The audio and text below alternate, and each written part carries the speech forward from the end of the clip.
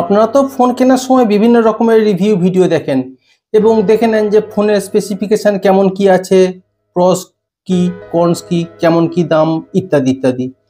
কিন্তু ফোন বিক্রি করার সময় আপনারা সেরকম কিছু বিশেষ সতর্কতা নেন নাকি? আমি কিন্তু বলবো আপনি যখন ফোন বিক্রি করবেন তখন আপনার আরও বেশি সতর্কতা অবলম্বন করা উচিত। আর সেই জন্যই আজকের এই বিশেষ ভিডিওটা সবটা না দেখলে আপনি বুঝতে পারবেন না যে আমি কী কারণে এই কথাগুলো বলছি। সাধারণত আমরা আমাদের পুরাতন ফোনগুলো কি করি, হয় কাউকে দিয়ে দিই অথবা বিক্রি করে দিই অথবা অনলাইনে এক্সচেঞ্জ করি, যেমন অ্যামাজন, ফ্লিপকার্টে। তাই বলি আপনি যদি এইসব কোনো কিছু করেন তাহলে তার আগে অবশ্যই এই ভিডিওটা একবার আপনাকে দেখতে হবে। তার কারণ আপনি যদি এটা না করেন তাহলে আপনি যে কোনো সময় সমস্যায় পড়তে পারেন।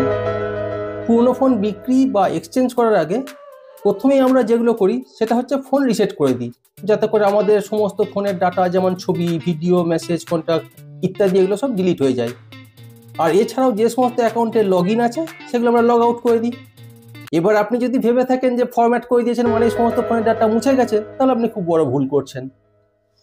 তার কারণ ফোন ফরম্যাট করে দেওয়ার পরেও ফোন থেকে সেই সমস্ত ডাটা, ছবি, ভিডিও, মেসেজ ইত্যাদি এগুলো রিকভারি করা যায় এবং তার জন্য বিশেষ সফটওয়্যার আছে।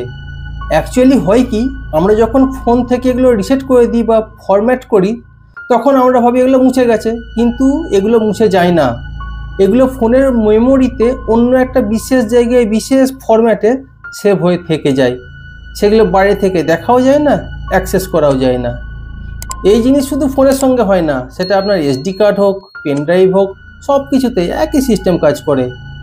তাই আপনাকে বলছি কোনো ডাটা রিকভারি সফটওয়্যার দিয়েও যাতে সেগুলো রিকভারি করা না যায়, সেই জন্য এই সিস্টেমটা আপনাকে অবলম্বন করতে হবে।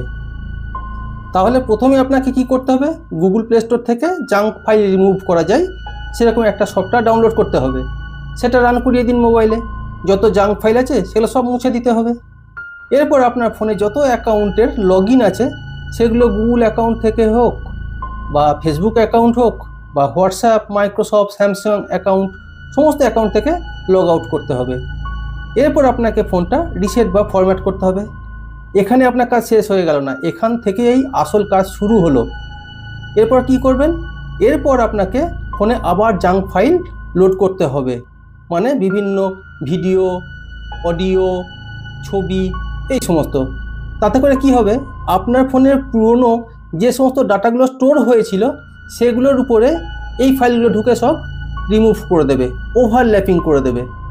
ঠিক আছে, তাতে করে হবে কি, কোনো রিকভারি সফটওয়্যার দিয়েও আপনার আগের যে ফোনের ডাটা ছিল সেটাকে আর রিকভারি করা যাবে না। তাহলে এখন আপনার ফোনটা সেফ হয়ে গেল, ফোনে কোনো পুরনো ডাটা থাকলো না, যেগুলো থাকলো সেগুলো সবই আনওয়ান্টেড জিনিস। তাই বলছি ফোন বিক্রি করার আগে এই সিস্টেমটা অবশ্যই আপনাকে একবার করে নিতে হবে। আজ তাহলে এই পর্যন্তই। ভিডিওটা যদি ভালো লাগে তাহলে একটা লাইক করবেন আর আমাদের চ্যানেলটা সাবস্ক্রাইব করে রাখবেন। দেখা হচ্ছে নেক্সট ভিডিওয়।